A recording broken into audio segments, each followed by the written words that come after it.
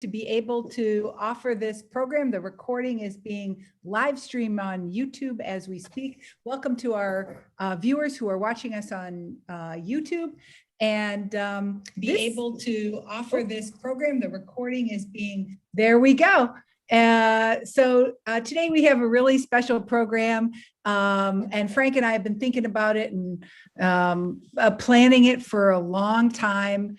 We're really, really proud to be featuring a really cool web platform created by Frank Baker. So here's our agenda. Give me a thumbs up if you can see the agenda on the screen right now.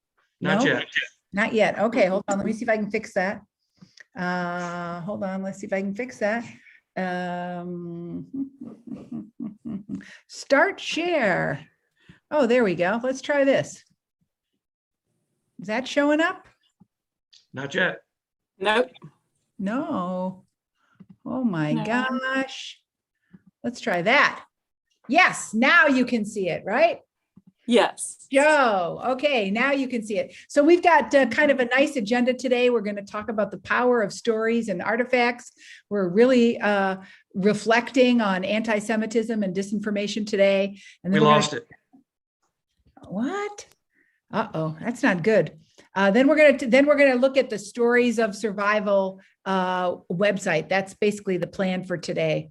Frank, I'm going to ask you if you can to share. I'm going to put the link to the presentation into the chat. Maybe I don't know why my sharing function isn't working. I don't know what's going on with that. But here I'll put the link. I'll put the link to our presentation in the chat today. Maybe you can open that up, Frank. See if it works for you. Does it work?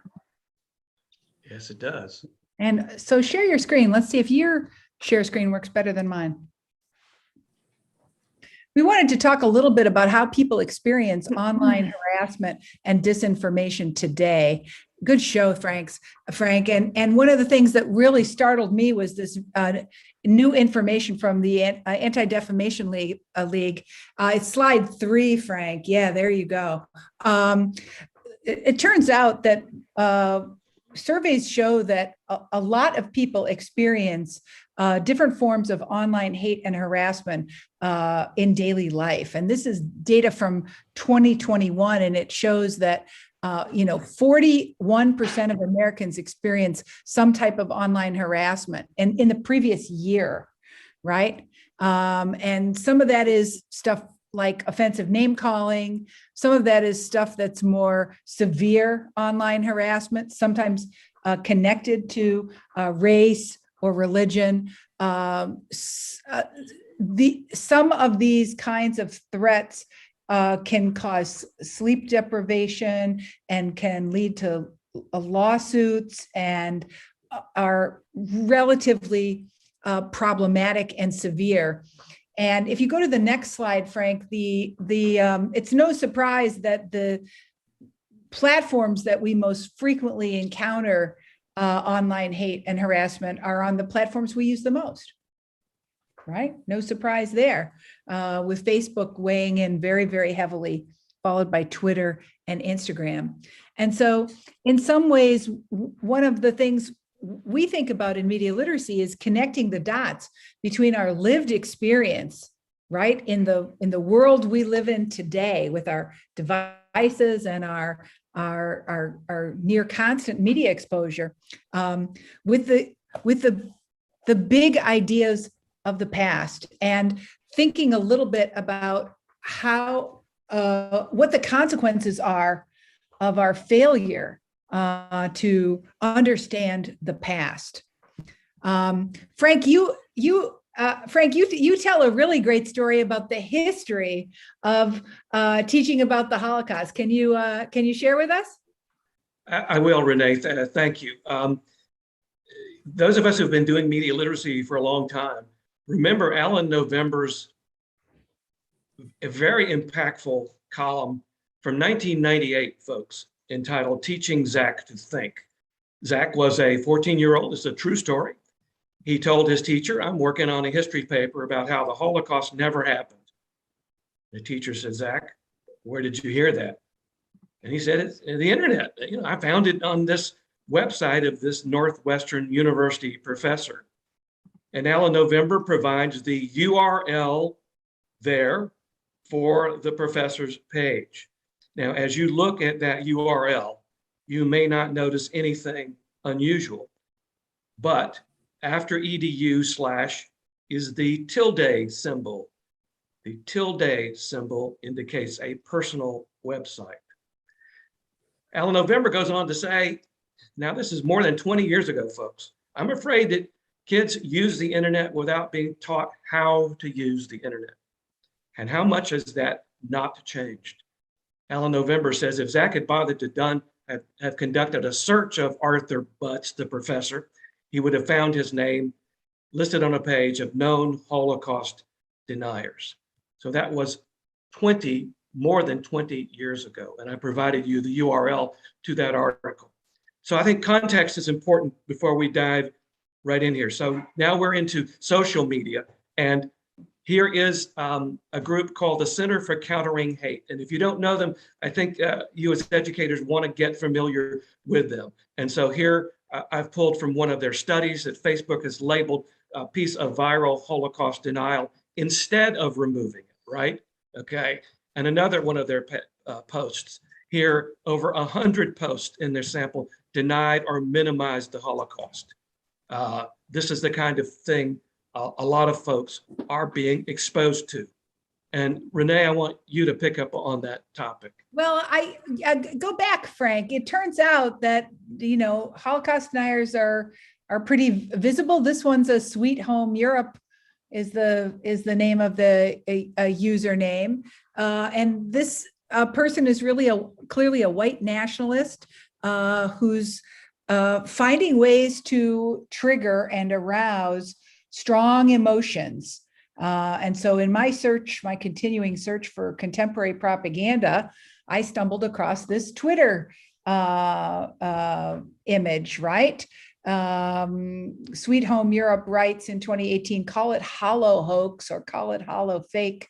It all boils down to big lie propaganda spread by those who started World War II, Churchill and company, and those who committed Holocaust after Holocaust in Ukraine, Hiroshima, Dresden, et cetera. So clearly taking the Hollywood sign, adapting the Hollywood sign and using the phrase Jewish propaganda is startling, shocking, and it arouses strong feelings. It might make you laugh, it might make you angry, but it's designed to provoke.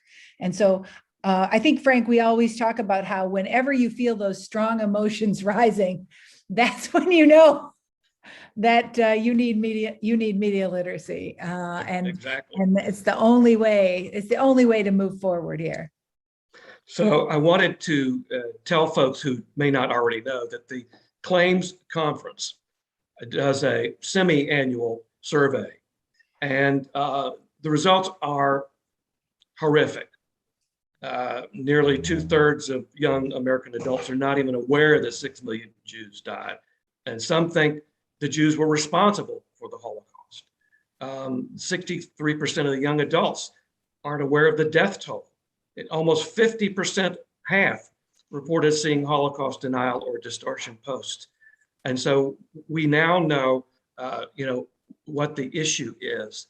After I saw this survey, Renee, I thought maybe the teachers aren't teaching it adequately. And I was corrected.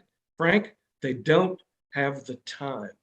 And that continues to be a continuing story we hear about a lot of content now, including the Holocaust.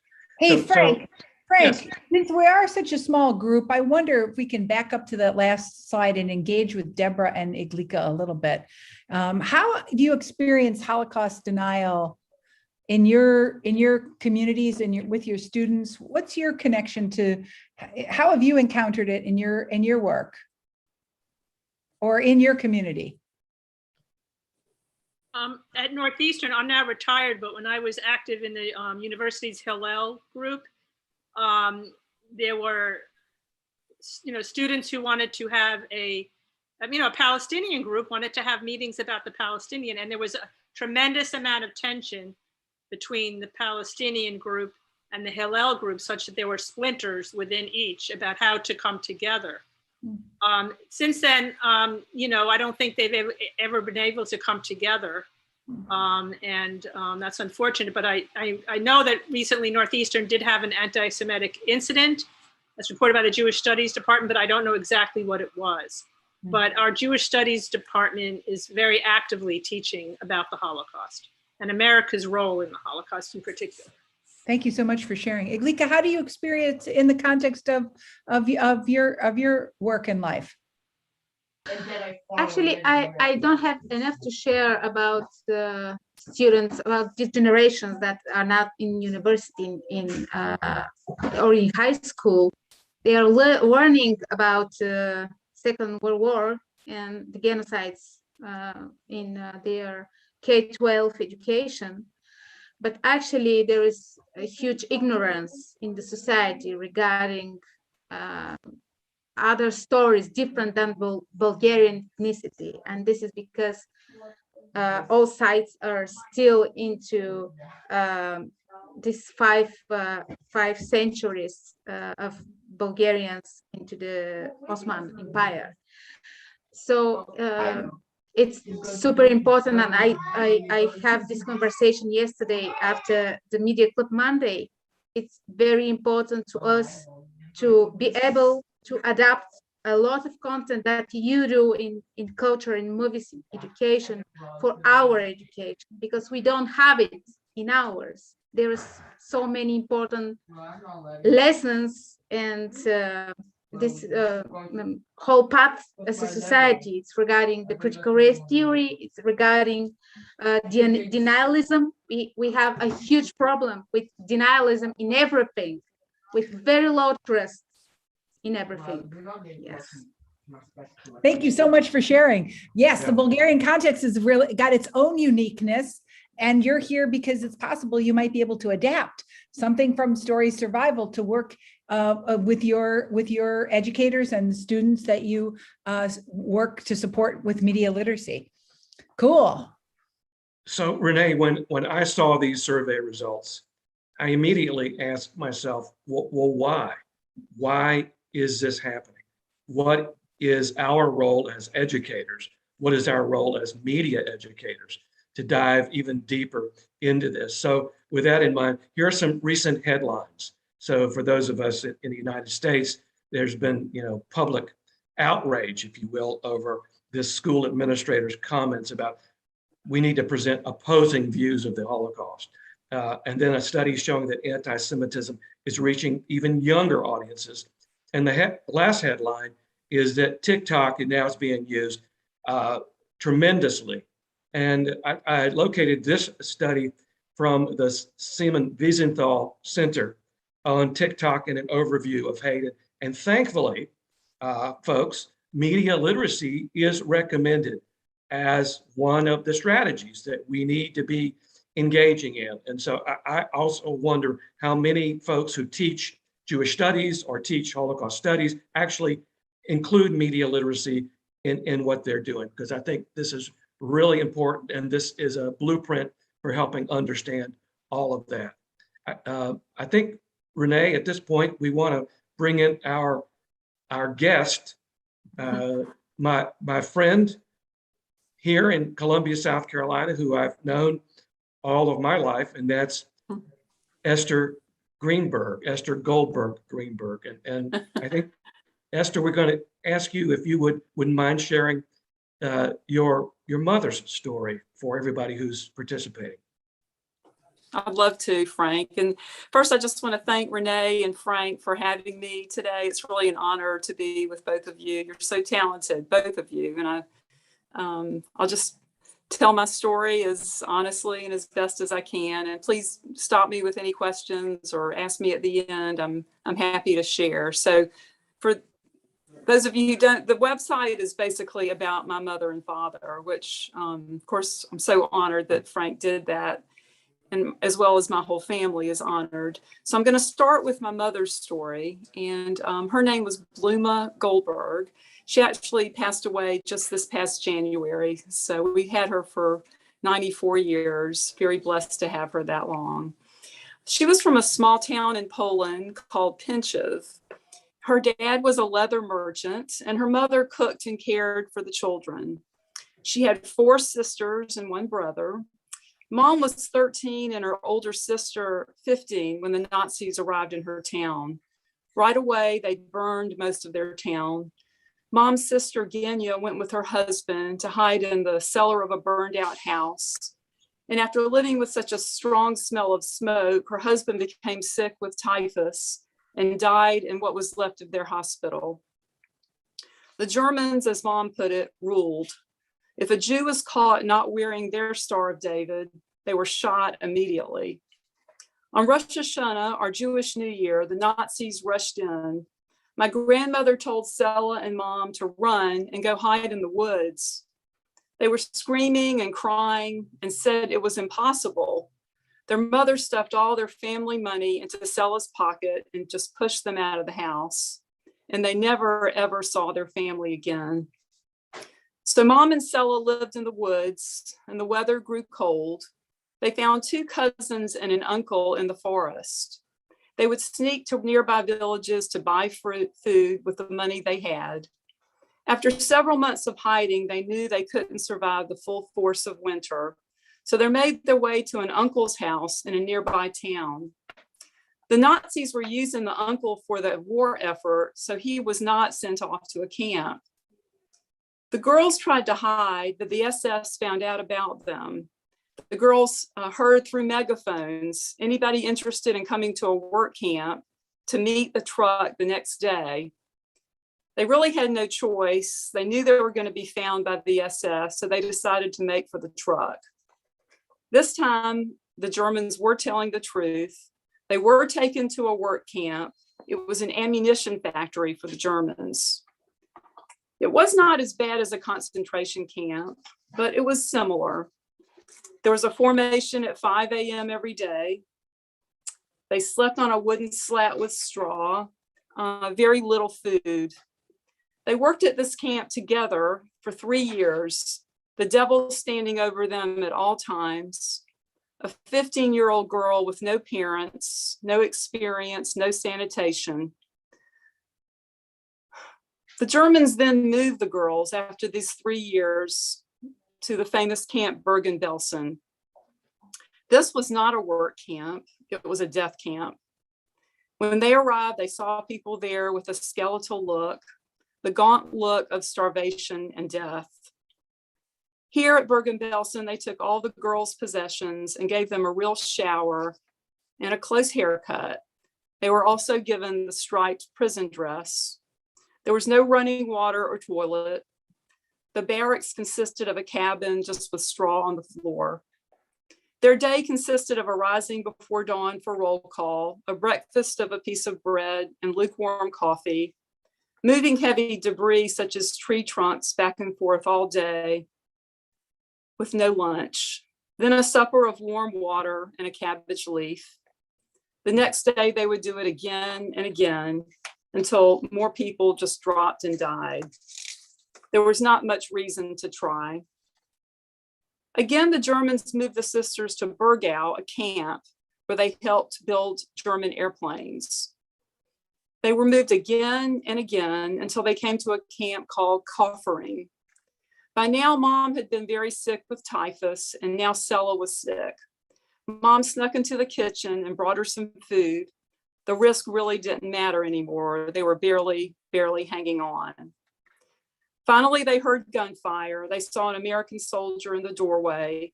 He called out to my mother and a few of the girls. My mother and Sella knew they were free, but it really didn't matter anymore. They weren't even hungry.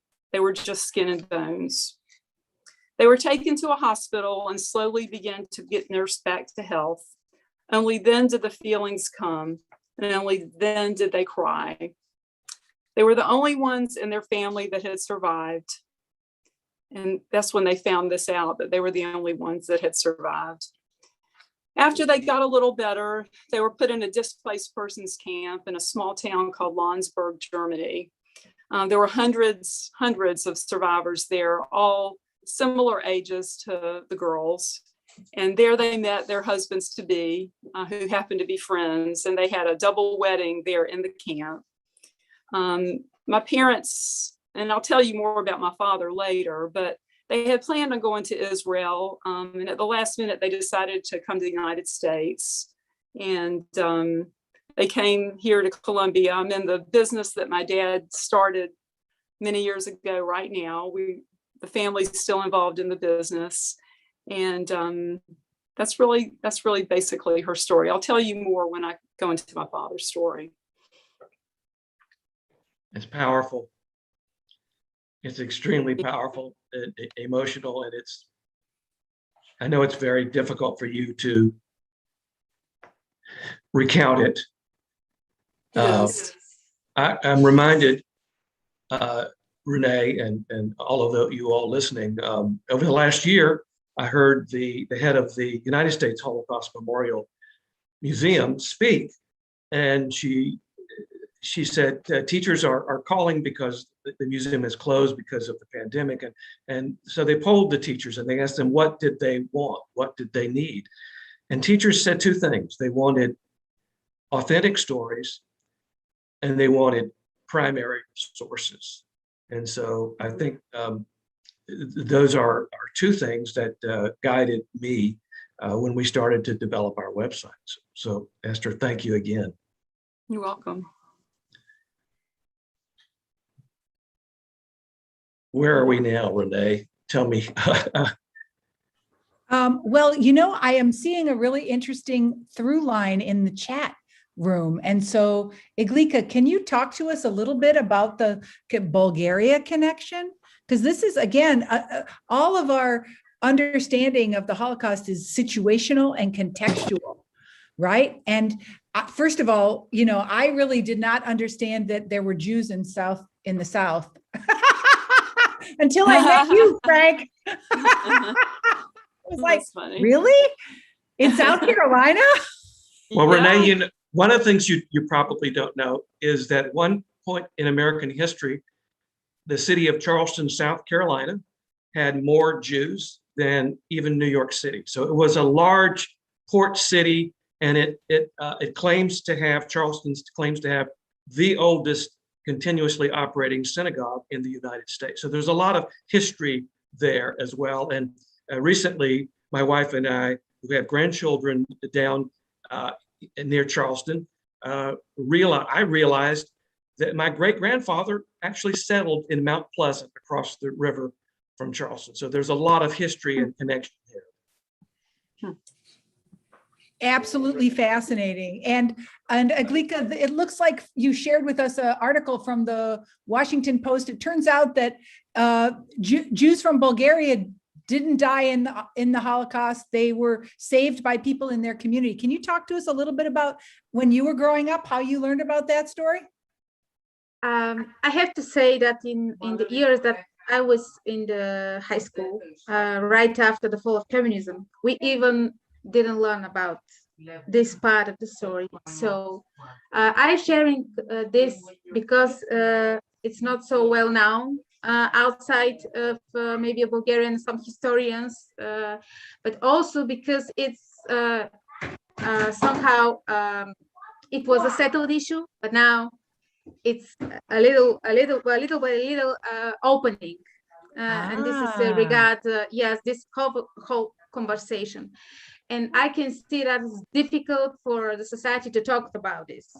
What happened? How happened? What was the political incentive? What was the human price for this? But the facts are that Bulgaria managed to save 1,000 lives, because Bulgaria, unfortunately, was on the side of Nazis, as you may know. Right. It was a very difficult time. We were monarchy then, still monarchy, with under the rule of Boris III. So this was partially political game, how to be, unfortunately, in the both world wars, Bulgaria won with Germany. So this is, I think, maybe you could confirm that it's important to talk about this, to dig about this, and to yeah, I think it's an open issue still. Yeah. Yeah. I very much appreciate your observation about the ongoing controversy in relation to the changing political identity of Bulgaria as that identity has shifted in the post-communist era, and now with its sort of the rise of Ottoman, the fascination with Ottoman culture. So however we encounter the Holocaust, it's always inflected, right, by the situation and context. And Esther, by having this be part of your family story, talk about the most intimate way in which the story is tied to your family identity. So now I'm just curious to figure out, how did Frank ever come to make a website about your family's unique story? You want me to tell you that, or you want Frank? Oops. Well, Renee, I'm going to dive in here and tell you briefly that Felix Goldberg, before he passed, spoke at an annual Yom HaShoah, Day of Remembrance ceremony. And as he came off the stage at the local synagogue, he was greeted by a number of congregants, and he passed by me and he handed me his prepared speech. And I'll never forget, he said, Frankie, I want you to do something with this. His voice is etched in my memory. I knew what he meant. He knew I was an education consultant. And I got to tell you, I took this speech home and I put it at the top of the stack on my office desk. And there it sat. And it moved to the middle of the stack. And then it moved to the bottom of the stack. But I spent many sleepless nights because I could hear his voice telling me to tell his story. Make sure that it is known beyond those folks who heard him speak that day inside the synagogue. And I felt personal responsibility. In fact, Renee, I thought, I'm going to go to the family and I'm going to propose a soft-bound book about Felix Goldberg. Because in South Carolina, the Holocaust is mandated to be taught in the schools. And I thought this is a way that I could contribute to print this booklet and have middles and high schools have. And the more and more I thought about it, I thought, well, that's maybe not permanent. And then I thought later on, years later, I would do a website. And we are going to share with you shortly, storiesofsurvival.org. I went back to the family, to Esther and her brothers, and I proposed a website. And they gave it their blessing. And I felt a tremendous responsibility to first research their story more than what I'd already known, and to think as an educator what other educators want to know. And so I think you can see at the top of the page, I divided the site into before the war. So what was happening to these two young people? And they were both born into a world where anti-Semitism was already fervent. So what happened to them during the war, what happened to them after the war? And of course, there's teaching resources. And I'll get into all of that shortly.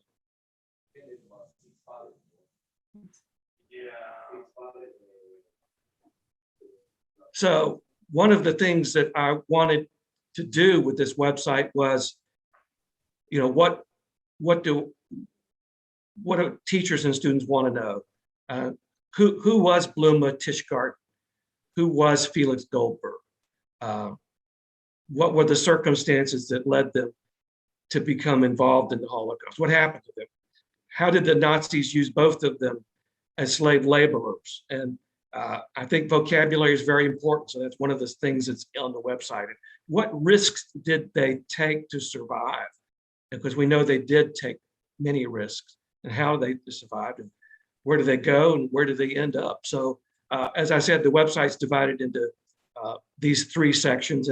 And in the section during the war, I created two elements, a location map and a historical timeline. So here is a portion of the timeline. You can see the dates along the right-hand side. So what we wanted to do here was say, well, what was happening in history when Mr. Goldberg and Ms. Tischgarden were born? What was happening throughout history? So there are interactive elements within the timeline. Nice. A photograph of a synagogue from the town in which Felix Goldberg was born, for example. And then as I listened to their stories, both of them well documented, they mentioned all of these towns inside Poland and outside Poland. And I said to myself, students and teachers are not going to know any of this. We have to help in geographic literacy by creating a map. So the map is numbered and it follows their story. In addition, there is a teacher guide. There are primary sources. We correlated this story to state and national teaching standards, and then there are some recommended resources there. So among them, the teacher guide is how to use the site and questions for students and vocabulary, activity suggestions, resources. And so documents. When the Goldberg family allowed me to tell their family story, they handed me this box, and here is Bluma Goldberg's displaced person identity card. And wow. As you know, in schools, we want to teach with and about primary sources, and this is one of those. And I think at this point, we're going to let's go look at the website. Let's see. It says I am screen sharing. So let me see if I've got this that correct. First tab looks like the first. There you go. Awesome. Now we're going to explore the website a little bit. And Esther, I think you're going to kind of coach Frank through it, so we can kind of learn how to find things here. Okay. What are we looking for? Okay, so we're looking for, let's see, my father's Buchenwald ID card. That was one of the artifacts. Renee asked us all to think of an artifact that we might want to share. And so I thought of his Buchenwald ID card. And so let's see, starting from the home page, click on teacher resources, red at the top of the page. Scroll down until you come to primary resources or sources. Click on that and then click documents. I'm waiting for the page to load. Okay.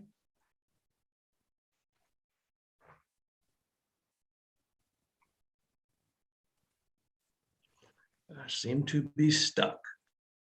No, it's going. It's going. There we go. It's coming. Okay. I'm sorry, I don't see it on my screen.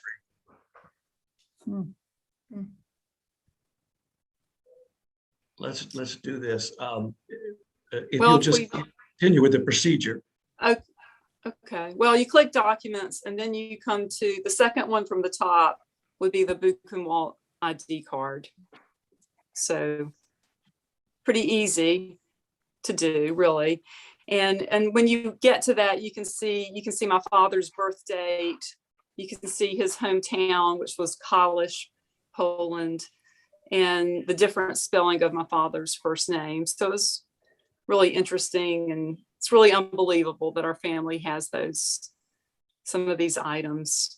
Wow. So I would think that that's very unusual that, websites such as yours would actually have those primary resources, because lots of people have testimonies, but they haven't necessarily collected that. And that's brilliant. Yeah, I agree, Deborah. I do think that the idea of the artifact absolutely is, gives so much more credence. And the fact that these were preserved over time is wonderful. These are the types of things you'd see maybe at the Holocaust Museum or maybe Hashem, but actually they want that certain piece. They do want that. We haven't given it to them yet, but we might, but Look you're at right. the beautiful array. I think you guys can see my screen now, right? Can't see it. No, what is going on there? What is going on there? Oh yeah, Frank, here we you go. had a plan. Yeah, I wanted to show you the Buchenwald ID card. I'm sorry we couldn't get it live, so I grabbed it and want to share it there. I think it's pretty clear, Esther, maybe you can, this was taken upon liberation. Yeah. I mean, I don't know where my father got that. And I mean, we're 99.9% sure it's him because it looks just like him, but we don't know details about it, but it looks like him, like you said, with the striped uniform on, and it has to be him. Wow. So I really don't know much about it. So, our family is kind of sad because we hardly have any pictures of our grandparents and our extended family, but I guess we are blessed that we have a good bit. We have a good bit from Landsberg and from when my parents met and the joyous time they had, from that point on. We really, that tells the story. Would you talk a little bit more about your dad's story? Yes, of course. Yes. So Dad was born, like I said, in a small town called Kalisz in Poland in 1917. He was a good bit older than Mom. He was the youngest of five children. Dad went to a public school and to Hebrew school. His father was a kosher butcher, and Dad was expected to help him with his deliveries daily. In 1939, Dad was drafted into the Polish army, serving right in his hometown. At about this time, the war was starting. The Germans were approaching Warsaw, and Dad was captured and put into a camp. This was a camp of POWs. It wasn't just Jews. It was Poles, Russians, people from all over. As POWs, he actually worked on a farm for about a year. In 1940, an order came to separate the Jewish soldiers and send them back to Poland. He was put on a train to Lublin, Poland. He was now in a camp with 12,000 Jewish civilians. After 1 month with beatings, no food, basically no food, no shower, the order came to send the group towards Warsaw. Dad assumed it was the Warsaw Ghetto. When he got on the train, he jumped off the train before it arrived in Warsaw, and he was caught by the SS. The SS, he says, beat the crap out of him. That was what he said, and put him on another train towards Warsaw. He jumped off that train also. Dad stayed overnight in a field, and over a period of a couple of days, he walked to the town where his parents were. I believe this was Tulashkov. He did remove his Jewish star to do this. That in itself tells you the kind of personality my father had. He just took chances. He knew he had to take chances in order to live. When he got to his hometown, he was with his parents and 2 sisters for about 1 year. German soldiers were living in their house, but the family was allowed to stay in a small area of the house as well. After a period of about this 1 year, my father was taken to a camp in Posen, Poland. Dad never saw his parents, grandparents, or sisters again after this time. All of them died at the hands of Germans. At Posen, there was very little food. This was a work camp. Dad described it as a work camp digging new rivers for the German effort. Many died from typhus fever there. Dad did get typhus, but was able to recover. For those that tried to escape this camp, they were punished by hangings. Dad said there were hangings every day. Yeah. This was approximately 1942. Finally, all of the men in this camp were separated and taken to the famous camp, Auschwitz. At Auschwitz, Dad had a real shower and a tattoo, a number. Each barrack had about 500 to 600 people, of course, with boards for beds, black coffee and soup to eat, beatings every day, roll call at 4 a.m. Here, Dad met the dreaded Dr. Mingala. Of course, if you look good, you were allowed to live. And if you didn't, if you're too thin or too sick, you were sent to the crematoria. Dad was given a job as an elevator operator in the coal mine in Birkenau, which was a good thing. There were some civilians at the coal mine who would sometimes bring Dad bits of food. Dad always tried to keep clean and have extra dry clothes. It was the end of 1944. The Americans bombed Auschwitz. Many people died. The SS, after this, formed groups of the prisoners left and took 6,000 people on a march for 2 weeks. Freezing conditions, no food. Dad described putting their arms around each other so that they could stand up and support each other to make the journey. If one was to fall back and not be able to make the journey, they were shot right on the spot. They were finally put on a train to Buchenwald, which took about 4 nights, no food, bombardments all around them. So lucky that they didn't get bombed on that train. After several months in Buchenwald, Dad could hear planes. The SS were calling Dad's number at this point, trying to get him to report.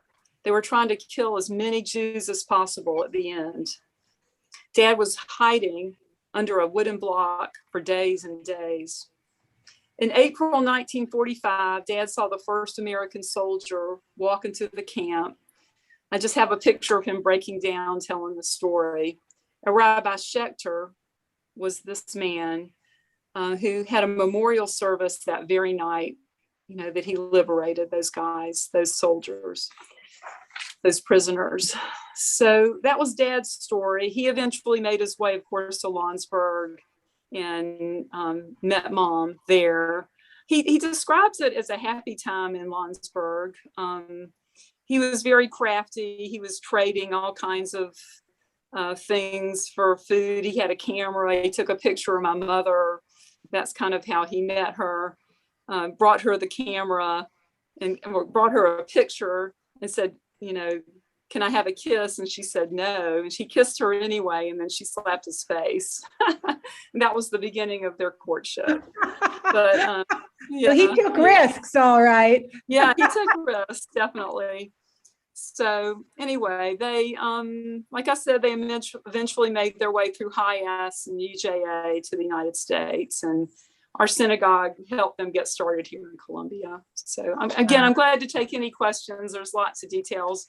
I know we don't have a lot of time to bring in all the details, but I'm happy to answer anything. I had to pull it up on my. This is the Buchenwald ID card, or a portion of it that is on the website, which you could again see. Mm-hmm. Mm-hmm. Yeah. So after the war, and they come to the United States, they get sponsored by the synagogue in Charleston, in Columbia. And now they have to learn to speak English and start a trade. What was that part of the story? Well, so first they had to learn to speak some English, and that was tough for Mom and Dad, but they did learn some. And the synagogue first helped Dad get a job as a printer, because he did a little printing back in Poland. So he tried that and he hated it. So he quit that job. And then he found out about a job as a janitor in a floor covering store. So he started, cleaning up, and he did this for about a week. And the owner of the floor covering store said, okay, well, you've done this, so you can go home now after about a week. And Dad said, I'm not going home. I want to stay here and I want to learn this trade. You don't have to pay me. It's fine. So Dad stayed, and without much pay at all, if any, and he started learning the tile business. And he learned it so well that he eventually bought out the floor covering part of that business, went to the bank, asked for a loan to start the tile center, which is what our existing business today. They loaned him $10,000, and he started his business. And he just wanted to work. You know, he just wanted to get out there and work. His English was so, but he had a good sense of what he needed to do, good street sense, good with people. Mom's story wasn't as easy. I think that she was at home. She had my oldest brother, Henry, in Germany. So she had a young child when she got here. Then she had my other brother, Karl, and then me. And she didn't learn English quite as fast because she wasn't out in the community. And she got pretty depressed. She really did. Eventually, Dad came home one day and he said, you know what? You're going to go to work. You're going to go to the tile center and start selling tile. And that's what she did. She came to work, started learning the language. She was really fabulous at what she did here. And that was something that really saved her, I think. It took her a long time. And I think it took them a long time, or my mother especially, to not have a kind of, I don't want to, a prisoner, in a sense, a prisoner mentality. She almost felt like she did something wrong. She had that striped dress on.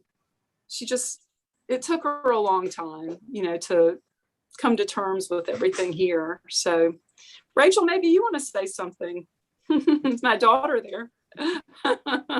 What do you remember, Rachel, about, so it's cool to have the daughter of a survivor and the granddaughter of a survivor. And especially as we start to lose survivors now because of age, right? Your responsibilities to carry on this story is so important. What's your earliest memory, Rachel, of learning about your family's story?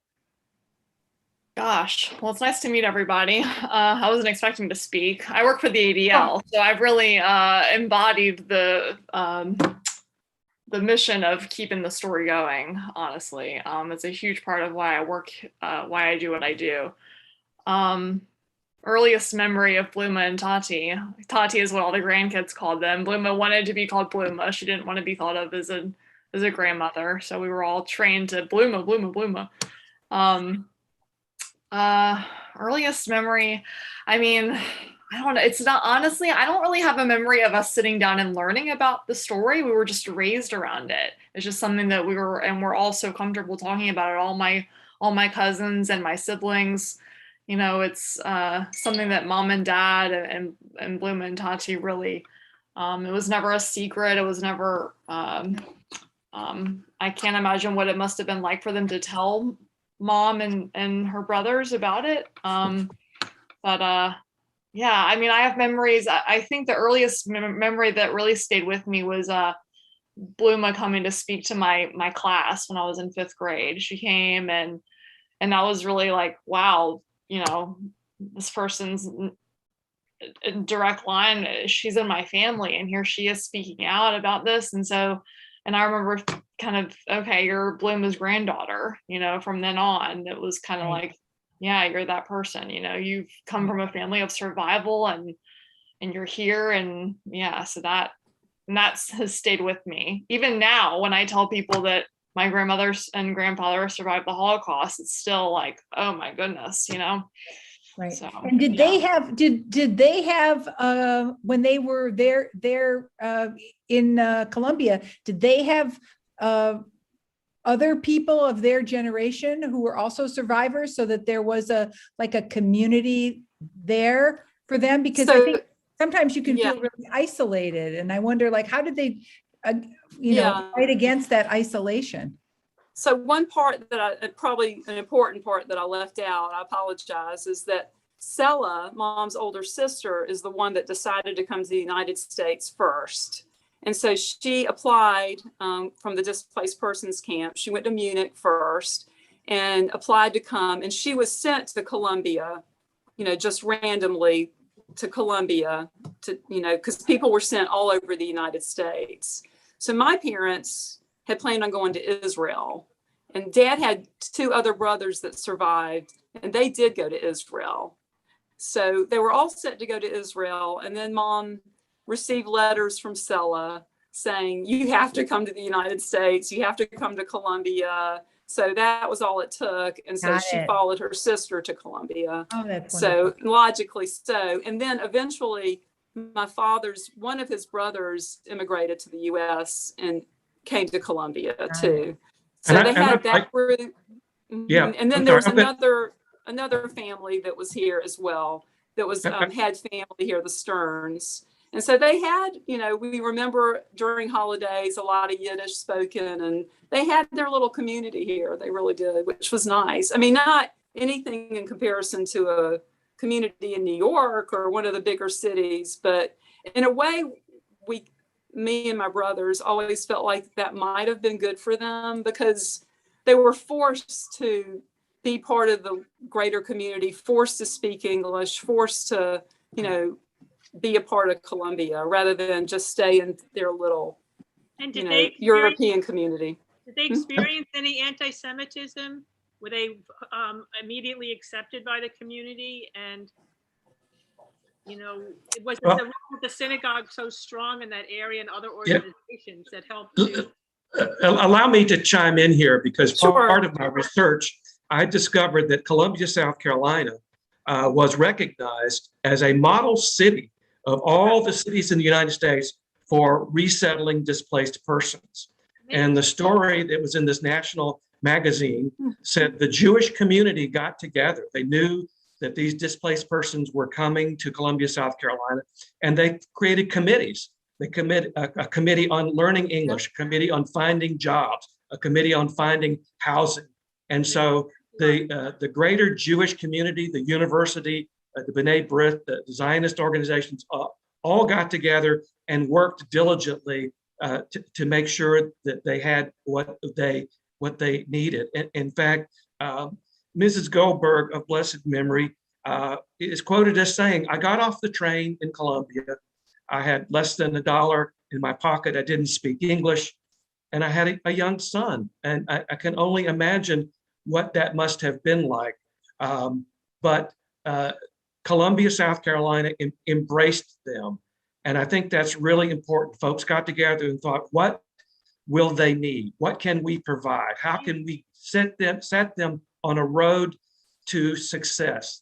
And I think that was so powerful for me to have read that. And I'm remembering something my late father told me years ago. He said, we helped bring the Goldbergs to Columbia. Yeah. He must have been part of that larger group. And it's such a success story. And I'm just honored that Esther is here and her daughter is here to share it. Yeah, well, there's the connection, Frank, and that is so powerful for you to put it that way. Only once in my life, well, twice in my life, did I ever get to help someone escape something terrible. It happens to be two of our very dear media literacy colleagues, both of whom were placed in prison unfairly after the coup in Turkey.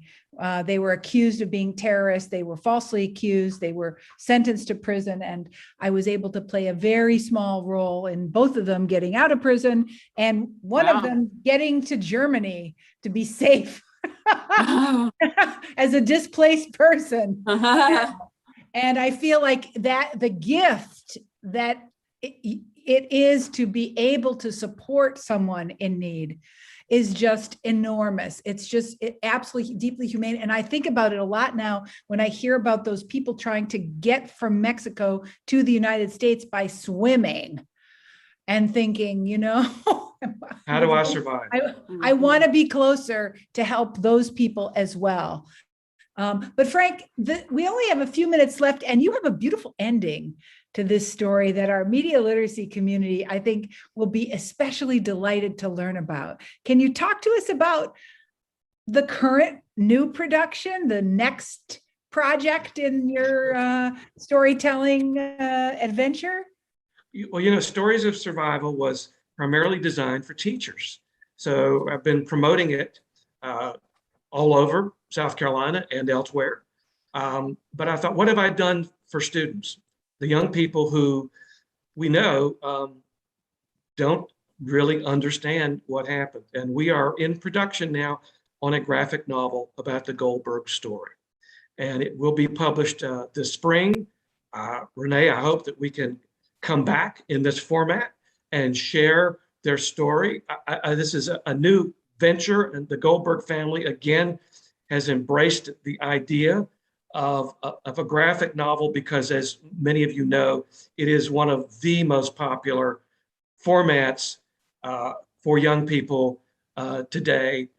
When I met with the Goldberg family and they weren't familiar with graphic novels as a medium, I brought John Lewis's March series with me, which is powerful in its own right. And they immediately began to see this is a powerful storytelling format. And I felt a little bit, Renee, like a script writer for a movie, writing scenes and then having an award-winning illustrator, by the way, take those scenes and recreate them. And so I'm very excited about this project. I'm very excited to share it with everyone who's here. And you all will be hearing more about it as it moves closer to publication. Thank you. It's so very, very fascinating. I do feel like the opportunity to think about the legacy of survivors, their children and their grandchildren, and the way in which our storytelling binds us past, present, and future. It can be truly inspiring. And so Esther and Rachel, thank you for sharing your story, your Thanks for family having story with us. Iglika, thank you for sharing the Bulgarian story. Deborah, thank you for making the connection to the university in the Boston context and to your own work with Hillel in the academic setting. Thank you all of us for joining. We're going to have one more of these crazy webinars in December. And it's probably going to be about toy advertising because you know what's coming up. So thank you so much for joining us. Thanks, We'll see you the next time. We'll put the links to the website down in the chat. See you later now. Bye-bye. Bye. Thank you all. I'll have to go down south for sure. Absolutely. Come see us. Come see us. Yeah, please come. Visit that synagogue. I've seen the synagogue. I have a poster from the synagogue in my house. Ooh. All right. It's beautiful. All right. Thanks Bye. again.